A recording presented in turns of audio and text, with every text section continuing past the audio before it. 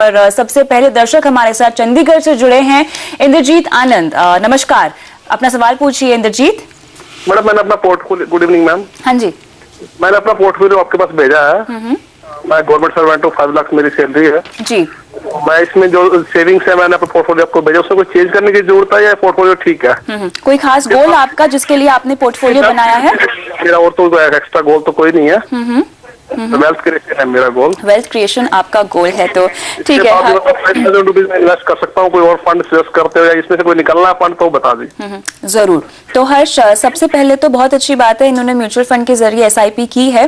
Diversified portfolio लगता है आपका, लेकिन दूसरी एक और बात जो मैंने नोट की है, बहुत सारे फंड्स नहीं लगते आपको इनके पोर्टफोलियो में। एक्चुअली मैं इंद्रजीत से आपसे पूछना चाहूंगा कि ये फंड्स का सिलेक्शन किया कैसे आपने, कैसे डिसाइड करे कि ये 10 फंड्स में आपको इन्वेस्ट करना है? 5 फंड मेरे हैं, 5 फंड मेरी वाइफ के हैं। सारे फंड मेरे नहीं है, तो मैं ये आपका प्रोग्राम देख के सिलेक्ट करता हूँ इसमें से बस। और कोई आपके पास गाइडेंस नहीं है और कुछ भी नहीं है? गाइडेंस नहीं है। इंद्रजीत जी मुबारक हो। मेरे ख्याल से जो फंड्स आपने चूज करे करीबन सारे के सारे funds are very good. I mean एक अगर कोई फंड के साथ थोड़ा सा किंतु परंतु अगर करना है तो एक आपका वो DSP ब्लैक रॉक इक्विटी है जिसका परफॉर्मेंस इतना अच्छा नहीं रहा है। बाकी सारे फंड्स आपके अच्छे हैं। लेकिन 2 चीजें मैं इंद्रजीत से आपसे कहना चाहूंगा। आपके पास आप करीबन 12,500 रुपए महीने का लगा रहे हैं, ओवर 10 फंड्स, और उसमें मतलब तो रफली 1,200 रुपया एक फंड में हुआ। बहुत ज्यादा ओवर डाइवर्सिफिकेशन है। इवन ये 10 फंड्स में 2 लार्ज कैप है, 3 आपके 4 फंड्स लार्ज और मिड कैप है, 3 फंड्स मल्टी कैप है, 1 गोल्ड फंड है। तो गोल्ड फंड परफेक्ट है, आपने चुना है। मेरे ख्याल से थोड़े फंड्स कम करिए आप। सबसे पहले एक तो वो DSP ब्लैक रॉक इक्विटी को तो आप शिफ्ट करिए इन एग्जिस्टिंग फंड, और फंड्स प्लीज मत बढ़ाइए इसको। वो मल्टी कैप फंड है, आप कोई दूसरे मल्टी कैप फंड में जैसे HDFC इक्विटी है उसमें शिफ्ट कर लीजिए।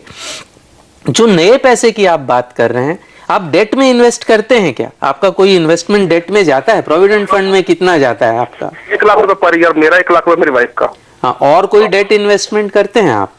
FDR है बैंक के अंदर। ओके, सो डेट अगर आपका है इन्वेस्टमेंट तो फिर ये फ्रेश मनी आप ऑब्वियसली इक्विटी के लिए देख सकते हैं। मेरे हिसाब से आपका लार्ज कैप एक्सपोजर थोड़ा कम है, तो लार्ज कैप में आप कंसंट्रेट करिए।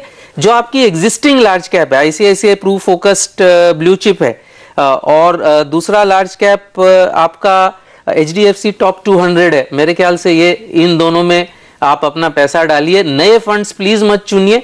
इवन एग्जिस्टिंग फंड्स मेरे हिसाब से आप थोड़ा सा इसको और कंसोलिडेट कर सकते हैं। और जो एक्स्ट्रा इनको जो और 5,000 रुपए निवेश करने हैं, क्या वो भी HDFC बैलेंस फंड और ICICI प्रू बैलेंस फंड में इन्हें डालने चाहिए? हाँ, सो वो जब हमको पता नहीं था कि डेट इन्वेस्टमेंट है, तो एक सजेशन ये भी था कि आप बैलेंस्ड फंड में डालिए ताकि 25 से 30% आपको डेट का एक्सपोजर मिलेगा। लेकिन अगर ये कह रहे हैं कि डेट ऑलरेडी इन्होंने इन्वेस्ट कर रखा है तो फिर प्योर इक्विटी में डाल सकते हैं।